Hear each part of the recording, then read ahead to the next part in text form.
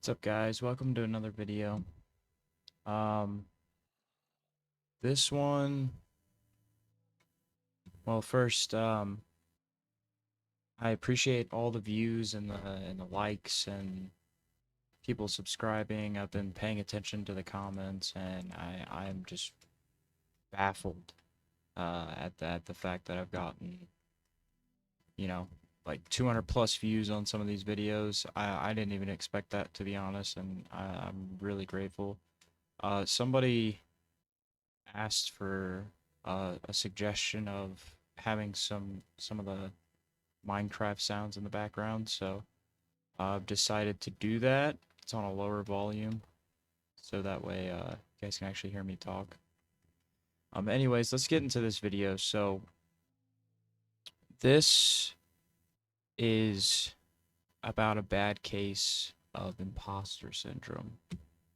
Now, for those of you who doesn't know what imposter syndrome is, the actual dictionary definition is the persistent inability to believe that one's success is deserved or has been legitimately achieved as a result of one's own efforts or skills. Now, to numb that, to basically summarize that, that would be in a professional environment based on the dictionary's meaning. Uh, Basically saying in the workplace, you basically feel like you're underqualified for the position that you have. Now, in this instance, I'm not referring to that at all. I'm more referring to how it makes you feel as a person, right? Um, in everyday life. Most people explain imposter syndrome as walking into a room and, again, feeling unqualified and afraid that someone will figure you out. And that's part of it, but it's not the whole story. Imposter syndrome isn't just about work or success, it's about identity. It's the feeling that who you are doesn't fully match the life you're living, and that in any moment, someone's going to notice. It shows up differently for everybody. For instance, in my case, um, have you ever been out with a bunch of people and you have this overwhelming feeling that even though there's a bunch of people in this room or wherever it is that you're at, you still feel completely alone. There could be voices all around, there could be people talking to you, but you still feel alone. That's imposter syndrome. For some, it's doubting ability, and for others, it's doubting value. And for many, it's doubting whether they truly belong anywhere at all. It's rarely loud.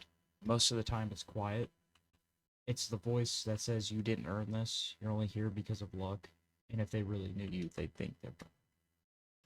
And the worst part is that it sounds like logic. It doesn't yell, it explains. It's that overthinking part of you, which I go through on a consistent basis. And I wish it wasn't that way. I wish it was much simpler to not overthink, but that stems from all the things that you've experienced and have gone through. Before I actually had my first actual girlfriend, and I've had girlfriends before, but I'm talking about the one that really pulls the heartstrings, like the one that no matter what amount of other girls you see in public, she's the one you think about. Those girls don't matter at all. The Before that, I never had an overwhelming social anxiety or have had overthinking thoughts. I never thought like that until after the breakup. I think that's when it really hit. And it's sadly very unfortunate. What the fuck is this? Oh, it's just glowy shit. Alright. These shaders pack is really tripping me out.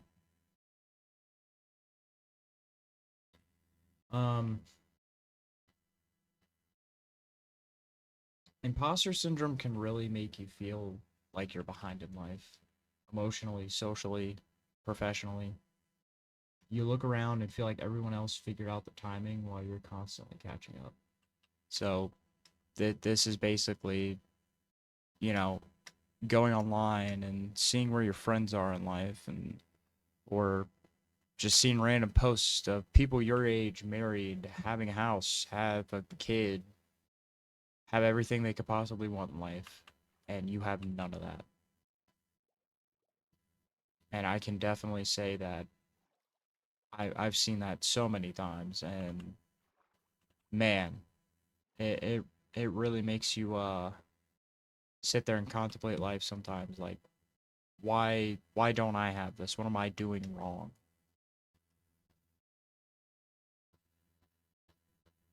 And you look around and feel like, and everyone has it figured out. And even if no one says it, you feel it, and it creates comparison.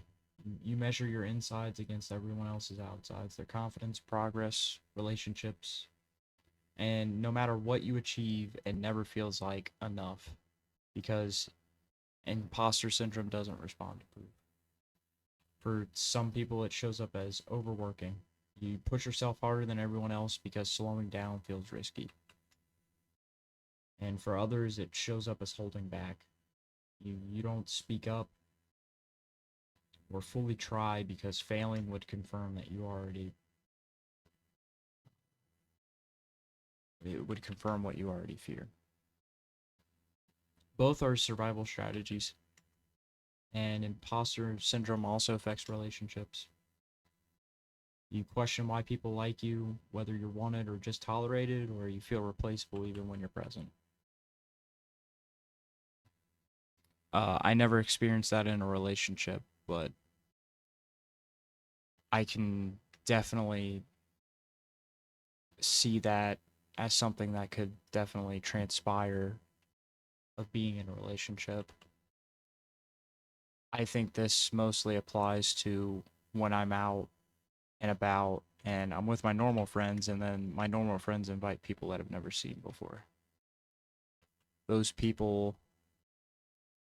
for some reason, even though I shouldn't care, it's almost like I'm seeking their approval. Like, am I good enough? Am I a person that you'd want to be around? Nah, there's no way. And you question why people like you, and you edit yourself. You become quieter, easier, less honest, not because you want to, but because you think the version gets to stay. And there's guilt tied to it. Guilt for feeling insecure when things are going well, guilt for needing reassurance, guilt for wanting more confidence or clarity. And you tell yourself you should be grateful instead of doubtful, so you silence it.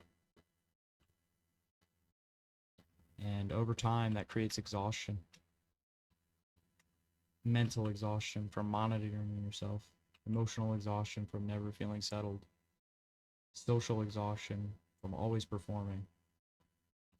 You're not tired because you're doing too much. You're tired because you're never at rest in who you are.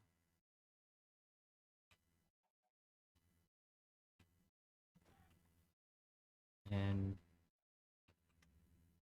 I gotta say, one of the most understood things about imposter syndrome is that it doesn't mean you're unqualified. It just usually means you're self aware, reflective, someone who thinks deeply about your impact. People who never question themselves rarely feel like imposters. And to me, if you're not questioning yourself, I think you're just a fake person. I'd say I'd go out on a limb and say 70% of people experience imposter syndrome at least once in their life. And if they don't, then honestly, those people just have so much of an ego,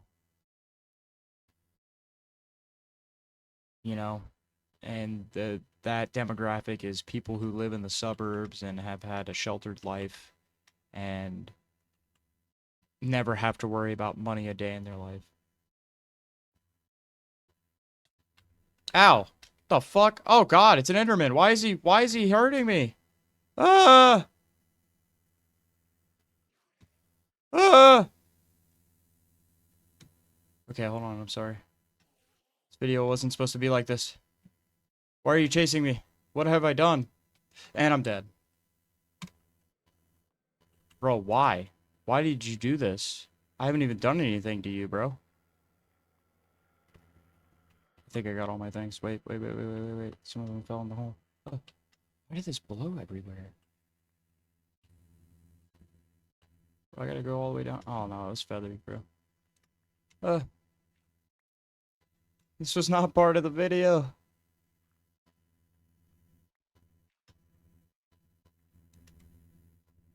I don't know why I'm mining this with. Where did I get a stone pickaxe? Oh wait, no, I had that in my inventory. Goofball. Yeah, anyways.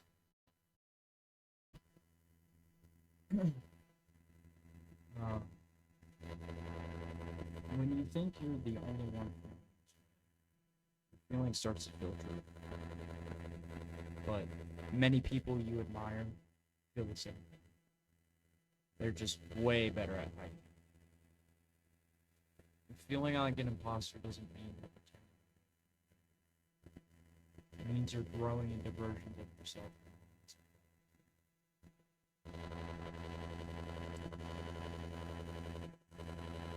And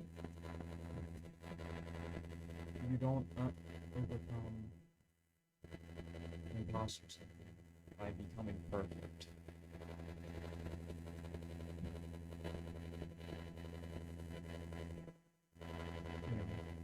You overcome it by understanding that doubt doesn't disqualify. You erase your experiences or doubt. It just means you're human. If this resonates with you, if you've ever wondered whether you know this, you don't have to feel certain to be legit, confident to be capable, or finished to deserve better. You're not impossible. You're just learning how to use this. And that's all I have on imposter syndrome. I mean, it goes without saying, you know, imposter syndrome isn't so easy to deal with. But knowing that you do have imposter syndrome is one way to definitely know that you're self-aware. You know what it's like to go through this. You experience this. You go through this. And the best way to combat it is to try to deal with it. Try to manage it. Try to not think so hard about whether or not you're fitting in, or whether or not you are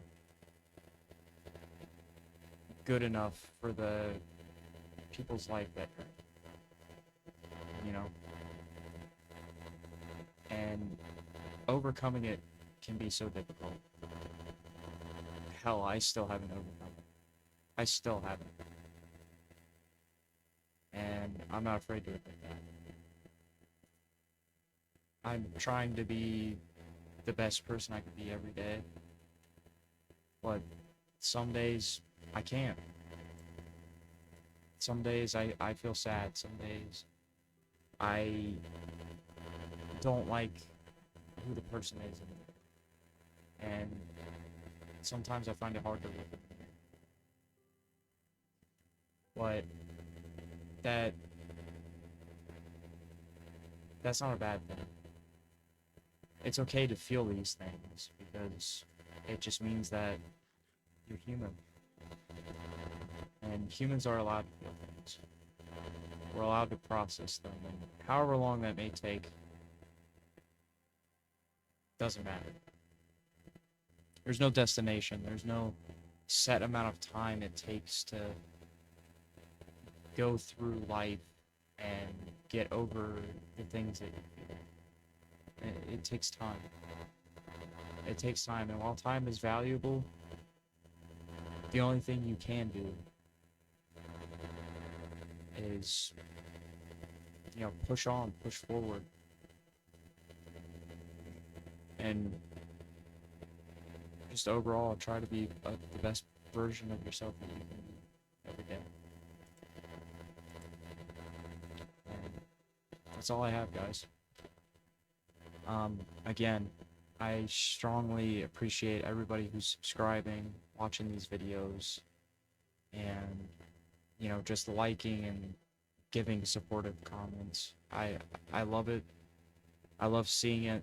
It makes me feel not alone, and it makes me feel like I have so many people that relate exactly to these things that I'm feeling, and it makes me so happy.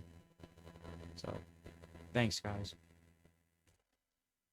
Please keep subscribing, keep commenting, give me suggestions. I'm looking for that all the time. That's all. I'll see you guys.